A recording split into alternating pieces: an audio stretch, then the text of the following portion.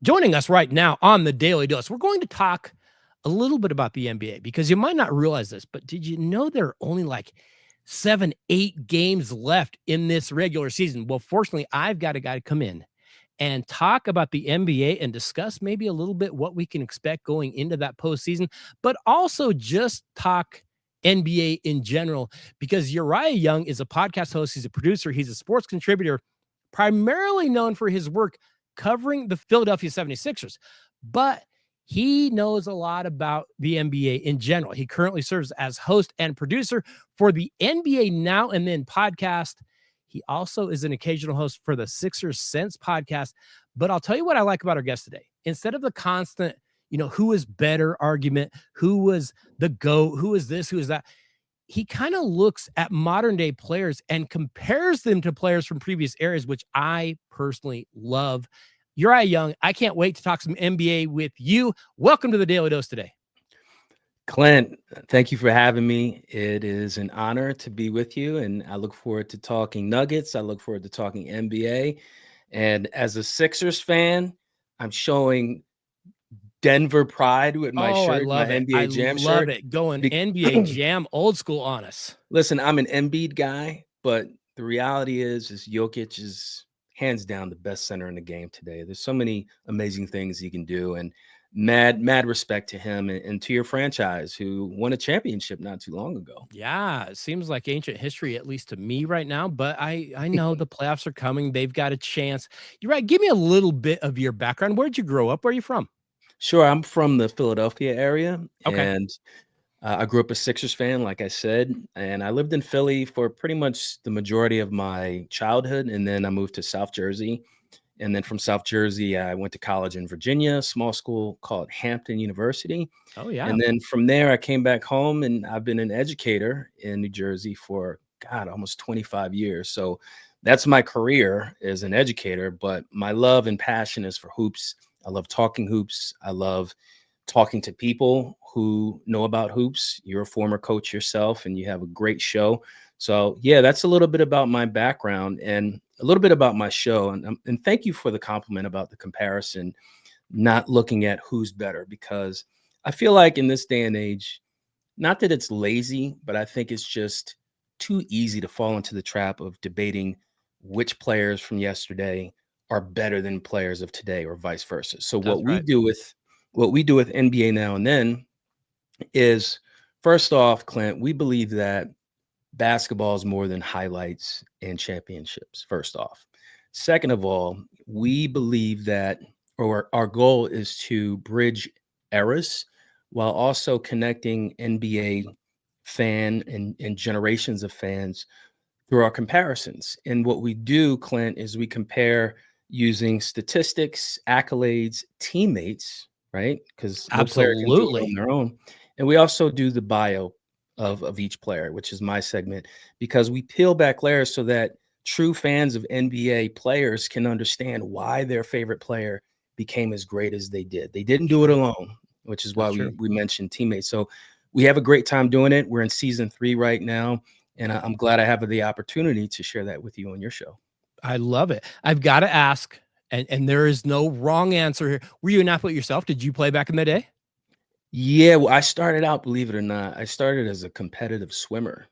Really? And yeah, I That's new. started there's a movie made about my swim team called Pride. I don't know if you saw that movie with Terrence Howard, I'm familiar. Yeah. Bernie Mac. Yeah, so it was the first all African American swim club in North Philadelphia, and I was on that swim team. So I was a swimmer first, and then I played hoops like every kid does. Sure. I didn't play for my high school because I was kind of a runt, and I just flat out, I'm not gonna lie, I wasn't good enough. I was good, Sure. but not good enough. Sure. So I grew up, loving hoops. I ended up coaching like you did, but not at the high school level. I coached rec league ball and Sure. at the middle school level. So yeah, that was my sport. It was swimming and then hoops. I gotta ask this too. We gotta paint that picture. We gotta paint that background picture. Favorite player and team growing up. Who is the guy that you're like, oh, that's my guy? And I Right. know that's a difficult question. No, it's not difficult. Obviously, I grew up a Sixers fan, Sure. but I do have a 1A and 1B favorite Okay. player. So the player that really helped me fall in love with basketball was Charles Barkley. Yeah. I was in middle school, number 34. Once Doc retired, it was his team. So once Yeah. Charles came in, there were so many highlights that resonate with me now as a almost 50-year-old man. So, but the 1B player is Isaiah Thomas Sure. because I'm 5'11", and when you're a kid, you see a player on the court that you can relate to that's not a super giant on the Yep. court, Yep. someone that can manipulate the ball, get other players involved. And they won 2 championships as a result of his leadership. So I would say Charles Barkley and Isaiah Thomas. I'm really glad that you brought those two guys up because you want to talk about two guys that, again, we were talking a little bit before we started recording. A lot of times we take, this player, we take this, hey, it's Kobe, it's LeBron, it's whoever, and we just elevate them. Hey, they're right up there with Jordan. You got to get past guys like Barkley. You got to get past guys like Bird. And I understand the championship. I get it. Right. But there are a lot of players that get forgotten just how good they truly were. So I'm really glad you brought up two guys that get forgotten a lot. I got to ask, how did you get into podcasting? How did this all get started? So in 2020, I was on the board for the Philadelphia Writers Conference. And what we would do is we would allow writers from all over the Philadelphia region to come in, collaborate, network. And I was doing that volunteer for at least 5 years. At that point, I'd been published, I think, maybe twice. Okay. So my writing career was really kind of stagnant. And then one day I just realized, let me put down something where, I'm not getting as much value out of it, even though I was helping others. And I said, let me start writing myself. So I ended up applying for a fan-sided job, the Sixer Sense, which you mentioned earlier. Yeah. So I started writing about the 76ers. From there, I started listening to the podcast that they had. And I reached out to the two guys, my editors. I said, look, you guys know ball, but I can help you with your audio quality. I can help you with the production side. So I pretty much volunteered. And from there, that's how I got into podcasting. Oh, wow. So now I listed, now and then, but you've got a couple other podcasts that you're doing too, or that you're at least involved with, aren't you? What else do you have going? Absolutely. We are doing movie reviews, but not just any movie reviews, Clint. We do basketball movie reviews. Oh boy. Yeah. And we had a blast looking back at the original Space Jam because it's the 30-year anniversary this year Oh, that wow. movie came Yeah. out. Yeah. We were able to go into the behind the scenes details of how the movie was made. We actually interviewed the lead animator from Space Jam. He's over across the pond. His name is Neil Boyle. Gave us some really great nuggets about what it was like working with Michael Jordan, some of the challenges of taking live action with animation. It was really a remarkable interview because he told us things that, we had never heard and you can't Sure. even find on the internet. So we do movie reviews. We also did a movie review on a really great basketball film, Coach Carter. Of course. Can't go wrong with Sam Jackson, right? Right. We did that we did that movie review, and the other podcast we do is we do our 50, 40, 90 interviews. So we, like you do, we invite guests on our show and give them a platform to elevate the projects they're doing. We do authors, we do former coaches, players, etc. And we've been doing that. We've been interviewing people for about 2 years now. Wow. You're staying busy. You're doing a lot of things. Okay. We talked about it just a little bit, but you do your comparison podcast. You kind of look back. Yes. You look at now and then. Yep. Give me a few modern day players that maybe first come to mind and who they best compare with from a previous era. All right. Well, I'll go with I can go with some comparisons of what's coming up in season 3 of NBA Now and Then. I love it. Is that fair? Absolutely. So tomorrow we're comparing Mike Conley, who is a little long in the tooth, but we want to give him his flowers now because Sure. he has a really steady career as a point guard. So we're comparing him to another steady point guard, Andre Miller, who used to play Oh, I like in Denver. that. Who used to play in Denver, Utah. I remember both of those players very well. That's an excellent comparison. I like that a lot. That is good stuff. It's funny because we tend to listen in the world of sports to the loudest. So the fans that are the loudest, they get the most attention. They get the most. Well, the problem is that the fans that are loudest are usually the youngest. Yes. And you're right. God love them. They just don't know anything. They have no sense of history. They have no sense of what came before them. So I understand when they look at today and they go, hey, Sean Gilgeous-Alexander is the best player that ever walked the earth. I get it. I can appreciate it. It's just not founded in much history. That's why I really love what it is that you're doing, because you're bringing, not only are you putting, say, an SGA back into that light, but you're bringing some of those guys that played back then and giving them a little more recognition and saying, wait a second, you're forgetting there was guys that came before him. Yep. That's what I absolutely love what you're doing. So I'll give you a couple more. So in a couple of weeks, we'll be comparing Drew Holiday to Gary Payton. Excellent comparison, especially defensively, and the way they can lock someone down and just make you work for everything offensively. Excellent comparison. Yeah, I like what you guys are doing. This is good stuff. Yeah, let me give you a couple more. So absolutely, we do all positions. Obviously, we do guards, forwards. We have a power forward comparison coming where I know Anthony Davis is hurt right now. Yeah, but you cannot dismiss his impact. You cannot dismiss his talent. All-star. But we're comparing him to another amazing power forward, played for Minnesota. We're going with Kevin Garnett. Sure. Yeah. Sure. Yep. If Anthony Davis could stay on the floor, that's who he is, right? That's a very similar comparison.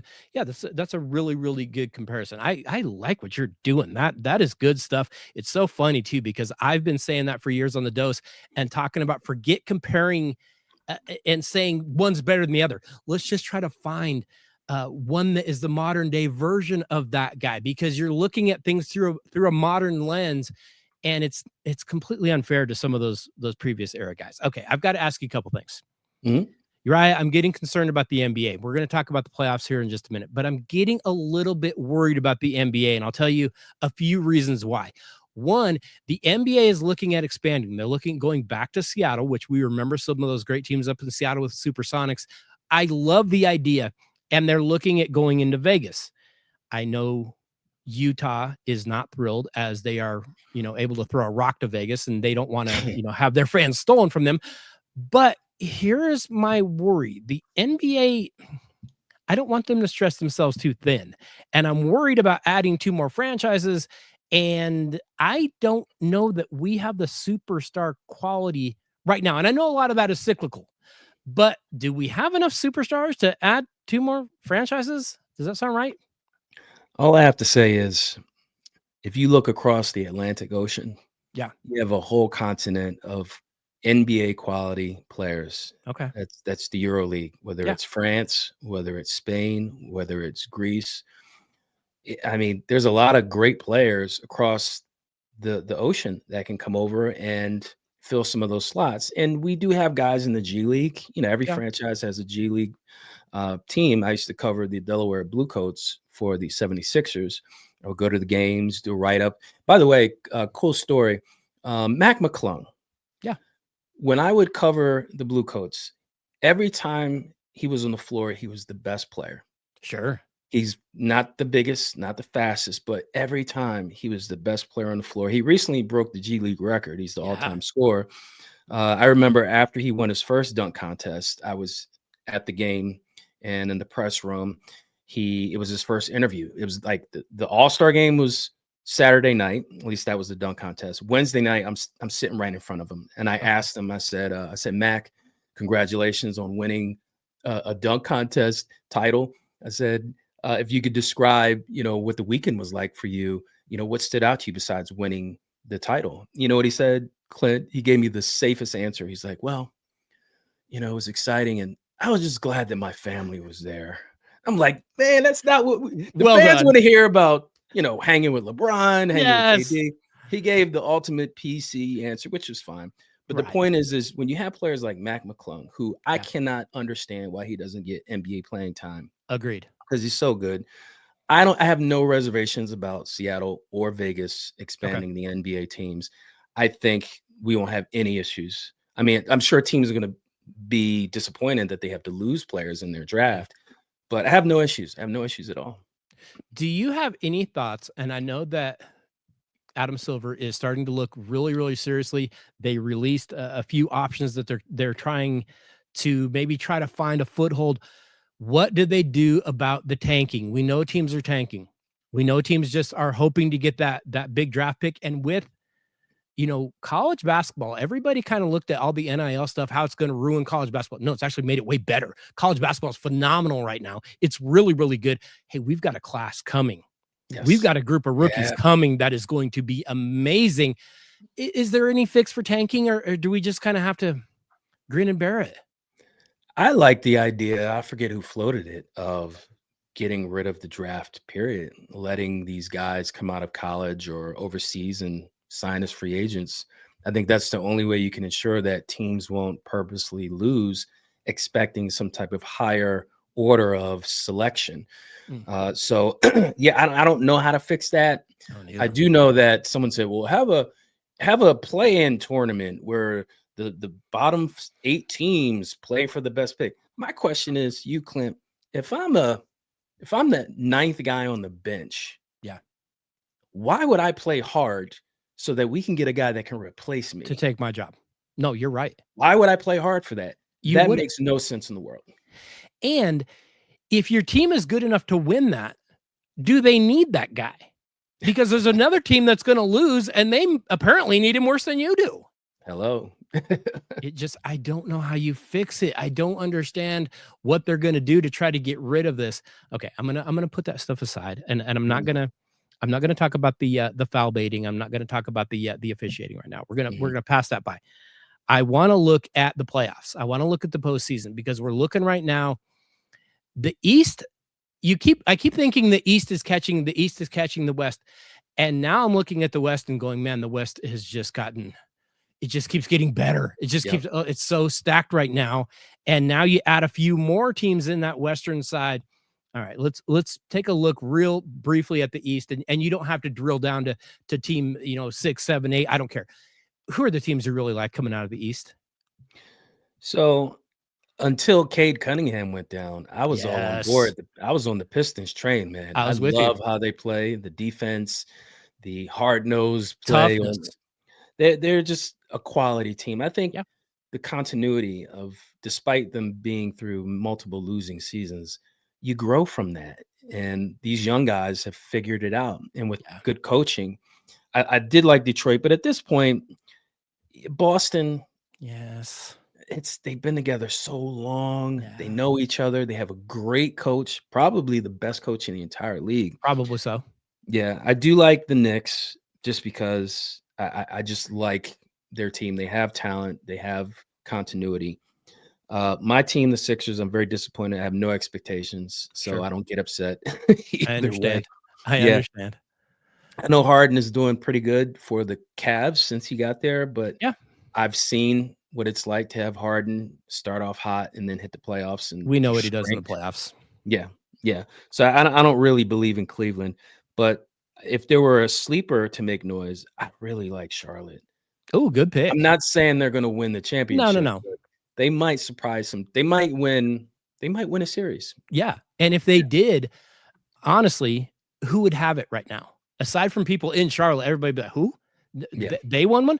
But be careful, because if you're one of those, higher seeds and you get Charlotte, it's not going to be as easy as what you might think it is. And I'm right there with you. I look at the Knicks and go, maybe that point guard, he's just so tough. My goodness. He just comes out every single night and kind of wills them to be good. They had that playoff situation last year, and now you're waiting and going, okay, what are they going to do this year? They haven't looked great in the regular season. Maybe can you turn it on in the postseason? I guess we're going to find out. I'm right there with you. I look at Boston. They're experienced. They're getting maybe one of the best players in the entire league, back fully healthy now. Boston's just going to be so dang tough to beat. Yeah. That's disappointing to me. All right. That's all we can say. All right, let's move over to the other side. Who are those teams that you're looking at in the West? Because that West, I just keep thinking, okay, it's a 2-team race. Okay, it's a 3-team race. Okay, now it's like a 7-team race. I don't even know. The West is so stacked again. Who are you liking in that Western Conference? Wow. It's hard not to go with Oklahoma City or Yes. San Antonio Yep. because of the youth, the boldness of them. Like they walk around like they belong. They You're do. talking about teams that guys are barely 22, 23, but they're they're walking around court and walking into the locker room. Yeah. They're walking into visiting arenas like they own the place. So I like both teams. I do like Denver because I mean, when you have Jokic and Jamal Murray, like proven champions, Yeah. all stars. So I do like Denver. Do I think they can beat OKC or the Spurs in a 7-game series? I don't know. The other team, don't sleep on Minnesota Yeah. because Anthony Edwards, I think, has another level that he wants to go to. And when that happens, look out. Oh, yeah. Look Yeah. out. Look No, and out. they are loaded. They've got a ton as well.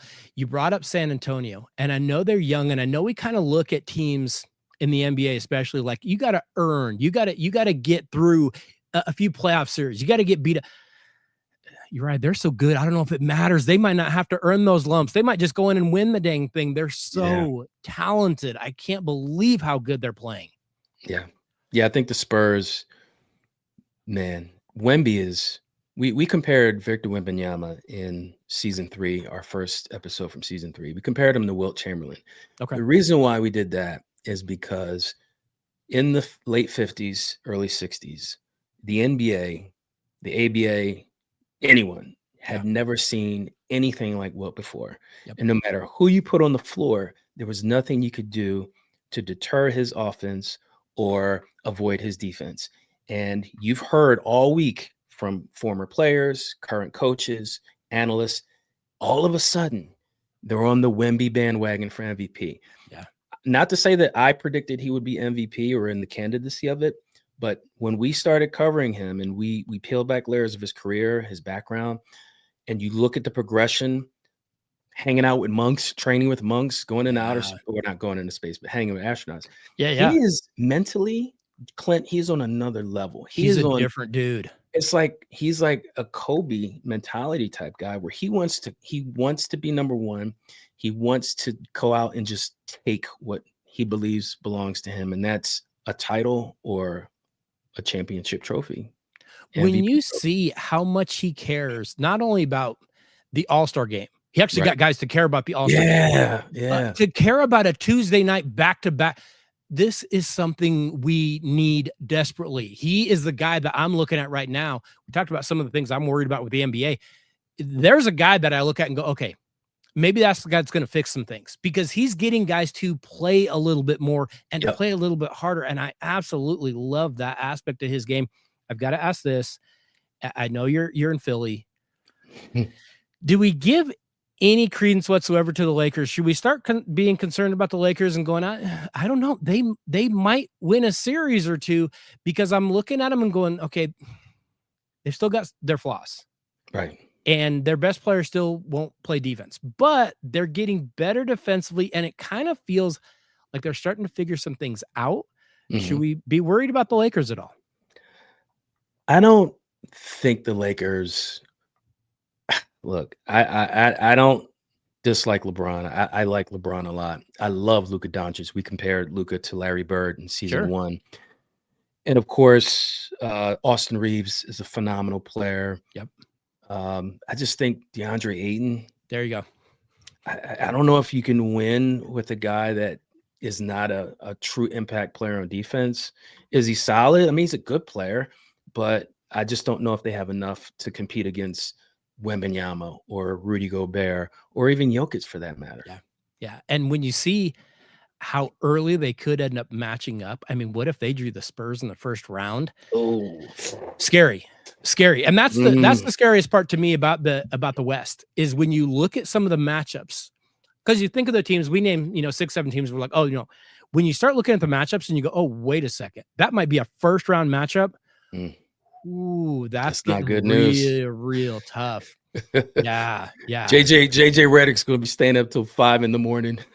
on his whiteboard and like in the commercial when he's like yes, just drawing up yes. calculus. Like, And Reddick is a guy that he's got to just be operating on no sleep. I don't know how you live with that team. That team would drive me absolutely crazy. Don't get me wrong; they're insanely talented, and also they would drive me nuts because I've got to figure out how to get shots for him, how to get playing time for him, how to get this guy that, and also how to get DeAndre Ayton to act like he even pretends to care because he is just such a different dude.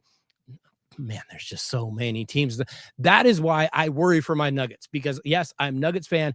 I'm hoping that it's so stacked. I don't know if they can hang. And we saw them take Oklahoma City last year to 7. Speaking of Oklahoma City, so deep. They play so hard defensively. They play hard every night.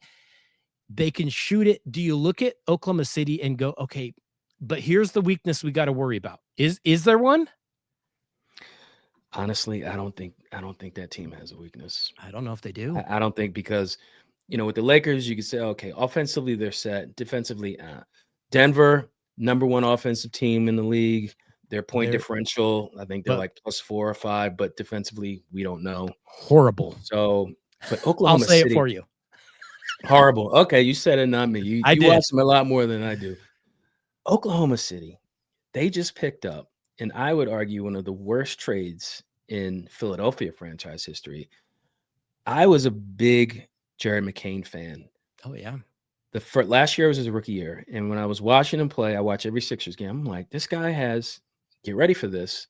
It's not a hot take. Okay. This guy has Steph Curry vibes. Ooh. When I say Steph Curry, I'm not saying, changing the game or breaking records. Of course. But in terms of confidence to shoot the ball anywhere on the floor, I think he's an underrated playmaker. I think he can score on all levels. He makes good decisions when he gets in the paint. And that was as a rookie. Yeah. There was a streak. He played like 16 games or something. He was averaging 21 points, something ridiculous. And he got hurt. This year comes, he's trying to get back on the court. He's got a bad, I think he messed his hand up or his finger, and then he was dealing with his recovery in his knee. And then what do the Sixers do? In a win now moment, when you need bodies to help Embiid and Paul George, you let a player walk and get nothing in return. Ugh. Jared McCain is killing it in Oklahoma City, and he's not even a starter. So my point, to answer your question, Oklahoma City has depth, more depth than any team in the league. Anybody. Name any other team. There's no one deeper than Oklahoma City. Chet is a problem. SGA is a problem. Jalen Williams is a problem. I mean, they don't have any flaws, in my opinion. No, the way they're officiated is a problem. I'm just playing. I had to throw that out there for those Oklahoma City fans. But although there is some weirdness to how they are officiated, I will say that. But no, you're exactly right. The way that they play defense, and especially the way that they can shoot it from distance. Yeah. You almost have to hope, like when they went through that little slump around Christmas time, that they just have a week where they just can't shoot it. And other than that, good luck, because they're just so deep, so good on both ends. Yeah, they're going to be really, if there's a team, and I'm glad you reminded me of that. If there's a team that can take down Oklahoma City, we know it's San Antonio.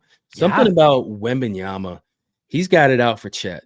Yes, if you look back to when they were playing, like before they came to the NBA, he had a chip on his shoulder. Yep. With Chet. I don't know if he's like, this guy thinks it's kind of like, remember when Jordan and Drexler? Oh, Jordan would get hyped up because people were comparing him to Drexler, and he kind of took offense to that. Highly offended. That's kind of how I take how Wemby looks at Chet. He's like, this guy, okay, he's tall, he can shoot, but he's not me. And I think that's the motivation that Wemby has when he plays against him. No, you're exactly right, because every time he plays them, he plays like it is life and death. He wants to beat them. And you bring up another fair point, and we'll get to this team next. But we have a guy here in Denver that, for some reason, and I don't know exactly what it is, he hates the Los Angeles Lakers, but I love him for it, and that is Jamal Murray, because he saves his best for the Lakers. And Denver concerns me. They've got more depth this year. They've got more depth than I think they had even the year that they won it. The problem is that the West is just so much better, and I'm not sure I trust Adelman as a head coach. I haven't seen anything that gives me confidence that this is the guy. Right now, I am fully convinced Nikola Jokic is the head coach of the Denver Nuggets until proven otherwise. Well, if there was ever to be a cerebral player coach on the floor, you would want it to be Jokic Yeah. because he sees things. He's kind of like Neo in the Matrix. He sees Yeah. things so far ahead of everyone else, including players who are on the court, not just coaches. So Jamal Murray, I'm glad you brought him up because we compared Jamal Murray in season 1 of NBA Now and Then. We compared him to Darren Williams. Oh, great call. And Darren Williams is more of a, passer distributor, but if Yeah. you look at their style of play, their fluidity, their ability to, pull up from anywhere on the court, they're one and the same player. And when we did the research on his background, I don't know if you know this. So all the Nuggets fans, I don't know if you know this, but check it out. Jamal Murray's dad had such a huge impact on his development. We're talking having his son growing up as a young player, shooting free throws blindfolded. Also, his dad would have him sit down and watch kung fu movies with him. And he would talk to his son like, yeah, did you see the balance on that, on that martial artist? And his dad would deliberately train him as a young player for not only skill, but patience. He would have him shooting free throws blindfolded, and he wouldn't give him the ball to shoot his next free throw until a full minute went by. Oh, So, wow. yeah, so it's for Jamal Murray. When you think about why is he so poised? Why is he able to elevate his game at the highest level in the most pressure situation? It's because his dad trained him to be ready for those moments of pressure. And it shows every time he plays in big games. Yeah, it The does. 50-point game in the bubble. I mean, if Jokic wasn't there, I mean, his numbers might dip. Sure. But he's a star, man. I love Jamal Murray. Yeah, and Jamal Murray, and I know, make no mistake, Jokic is the MVP. They don't win that championship without Murray. It's not even close. And that is the reason that this year they have a chance. He's putting together his best regular season. Now what we've got to see, can he do it in the postseason? And also, can they get Aaron Gordon to stay on the floor every game? Because that has been a bit of a problem. Banged up, the way he plays. I mean, he's a Mhm. big physical guy, but a big physical guy as he ages turns into a hurt physical guy. And that's what Right. we're seeing here. When you look at Aaron Gordon, You what? need him. You need him Oh, because you have to have him. He's a when I must have. watch when I watched that finals, he was the key for you guys. He Yeah. had matchup problems against the other team. They Yep. didn't know how to stop him. So I No. think he's a crucial piece to your championship hopes. And he's the guy, as much as Murray gets credit and deserves it for understanding how to play with Jokic and the two-man game that they play, that Mhm. high-low that Aaron Gordon has with Jokic is every bit as dangerous and sometimes even more dangerous from a standpoint of what do you do? How do you stop him? Yeah. But he's got to be on the court and he's got to be healthy and he's got to be able to, go run and play. And that is the most concerning thing. They've got to have him playing at full speed. Otherwise, that West is too stacked. I think it's going to be really, really tough. Can I ask you a question about Yep. Jokic? Because, you watch every game and you've been covering him for his entire career. Is it odd to you guys out in Denver that he loves basketball, Mm. but it's not his end all be all in life? He's so kind of nonchalant about it. How do you guys feel about I'm that? really glad that you brought that. I'm really glad that you brought that up because that is such a great point. Here's the little secret that nobody knows, and I'm gonna share the inside secret. Okay. Jokic thinks it's hilarious that everyone else thinks he's kind of nonchalant about basketball because of that's how he carries Oh, himself. That's okay. how he portrays himself. Basketball is take it or leave it. I would much rather be playing with my ponies, and Right. I get it because that's how it looks. Yeah, exactly. However, this man is averaging a triple double every single night against the best in the world, and Yeah. he's making it look easy. There is no way he doesn't have the drive of a Jordan, of a LeBron, of one of these Kobe Bryant types that is a psycho. And from Mhm. what I understand from people in the building, he's a psycho. He just hides it. And he Okay. pretends like, hey, win or lose, whatever, I'm going to go play with my horsies.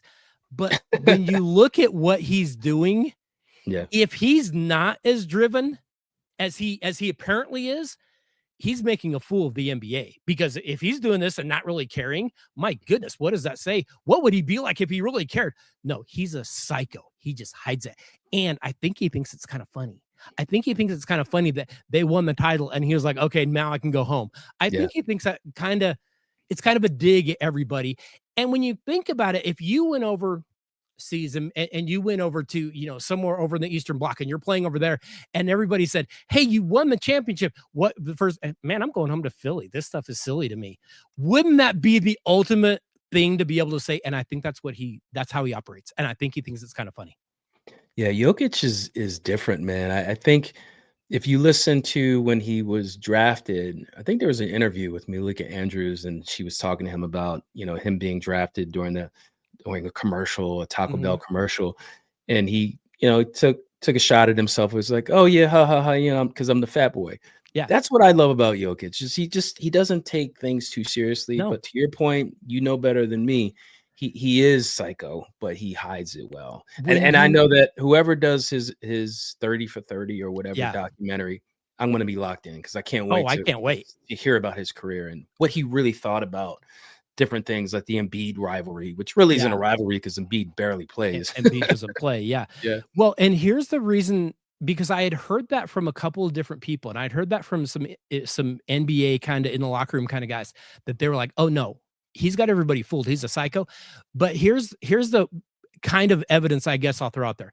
When you see his brothers, and if you know much about that, whole situation when his brothers were kind of taking center stage there for a couple of weeks with a couple of twins that were playing for the Clippers, his brothers are who he had to compete with every day. Yep. His brothers are legit psycho. There's no way that it doesn't burn in him to be great, because he had to play against those guys, and those guys scare me to death. And by the way, scared a couple guys into some DNPs that were professional athletes, because they legit might be psycho. So I think it was in him. I think he was raised that way. The only thing with him is, as a kid, he didn't grow. He wasn't as big as they were. And then when he all of a sudden got big, he was like, oh, I've been playing as a point guard to feed them this whole time, and now I'm the big guy. And I think that kind of threw everything off.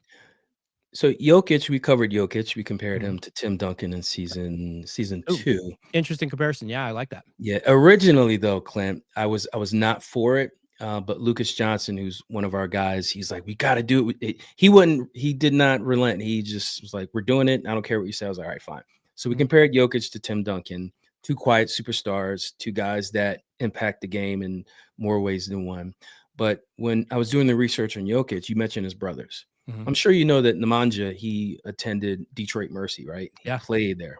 Yeah. So you mentioned, okay, he grew up with them. All right. So he's playing against his brothers. He grew up in a small town with 40,000 people overseas. He was 20 years old when he won an MVP in the Adriatic League, and he was drafted in the 2nd round. And his first season or 2, I think he was a backup for I forget who was on Denver at the time. Who was the center? Well, there was the other kid that they drafted the same year. Yes. And he ended up shipping him off to Portland. Yes. And he was kind of sitting behind him too. And I'm totally spacing his name, but he was kind of backing up him, even though when you actually watched both of them play, you went, oh, these are 2 different animals. They look the same, but they're not the same. Yeah. Yeah. But the point is he was a backup. He didn't Nurkic. Yeah, Nurkic, right. He didn't flourish right away. So to see him make that progression, lose weight. I remember he lost all that weight over the summer. He came back. I'm like, wow, Jokic looks good. He looks different. Yeah. He looks really good. So shedding those pounds, developing chemistry. Mike Malone, I know he's not there anymore, but I thought he was a good coach for you guys. I did too. But Jokic is such a special player that I used to argue that Embiid was better, but it got to a point where I'm like, what am I doing? I'm such a homer. Let me give this man credit when credit is due, because Jokic is doing things that no center has ever been able to do. That's true. Period. Here's my question for you. You mentioned that you guys compared him to Tim Duncan. Yeah. But you were kind of pushing back against that. Mm-hmm. Who did you want to compare him to? Let's see if you can take a guess. Well, I know who I would compare him to, that they don't play the same position, but okay. because of his brain, Mhm. because of his vision, and it's going to sound insane. I would absolutely compare him to Larry Bird. Mm. Can't run, can't jump, Okay. and why is he embarrassing the league? That's a good point. Bird was So embarrassing the league. yes, and but like you said, not same position, but and when you look at Tim Duncan, you're like, hey, the fundamental, nobody's gonna rush down to the this to the arena to watch a guy kiss the backboard every shot. No, I get it. Mm. I can see the comparison. I'm okay with that because Tim Duncan was phenomenal. Was so good. Also a swimmer. Oh, I like that. Um, Also Duncan had to have those two guys helping him Yep. and two really, really good guys that probably don't get as much recognition as they deserve in Manu Ginobili and Tony Parker, but two Yeah. really, really good players that I don't know that he wins those titles without them. Yeah. To answer your question, originally we had Jokic being compared to Sabonis. Okay. Yeah. Papa, Obviously. Papa. And Yeah, and yeah, the hard part with Sabonis is we didn't get to see him until he's an old man. yeah, If you're yeah, watching him as a young kid and you see some of the old film or whatever, you can't tell a competition, but you're like, the game was very similar. The way he passed, the way he saw the floor, the way he shot. Yeah, yeah. it could totally sit. Man, you're right. I could sit here and talk hoop with you all night. I'm gonna have to. I can't do that. We've got other things we've got to get to. But Right. first and foremost, I want to say thank you for stopping by the Daily Dose. You're welcome anytime, and I genuinely mean that. Second, I'm going to put you on the spot. You've probably already given it to me, but now we're going to ask for it in kind of black and white. Your pick for the NBA Finals. Who's it going to be? Wow. So one Eastern Conference and one Western Conference That's it. team. What Okay. do you got? Um. Well, I was gonna say Detroit, but I think Yeah, Cade is not gonna make it back, and if he if does, he Cade won't be was the same. healthy, yeah, Yeah. that's not a sprained ankle. Okay. That's a serious situation for sure. Yeah.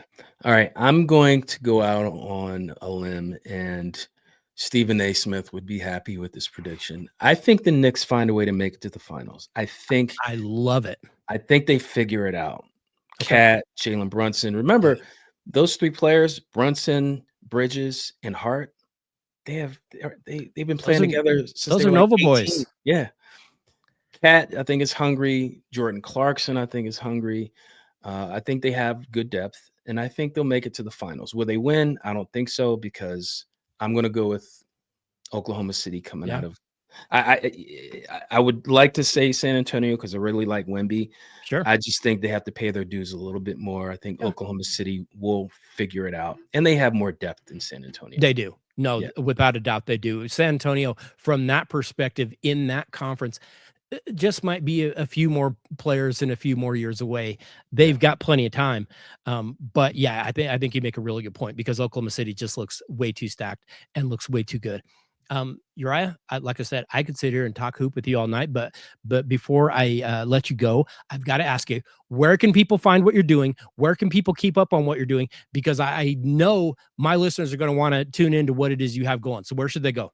Sure. We are on every social media platform. We're on Instagram, TikTok. We're on Facebook. We're on X. We're even on Pinterest. So Okay. you can find us anywhere. But if you really want to find our content, all of our comparisons, we are on NBAnowandthen.com. Again, NBAnowandthen.com. Soon to be, Clint, we're in the middle of a rebrand. Oh boy. We're going to be basketball now and then. But until that happens, you can find us on NBAnowandthen.com. I absolutely love it. I cannot thank you enough for stopping by the Daily Dose. I truly enjoyed our visit. And like I said, would love to have you back at any time. Really enjoyed our conversation. Thank you, Clint. I appreciate it. And good luck with the Nuggets this year. We're going to need all the luck we can get. Yeah.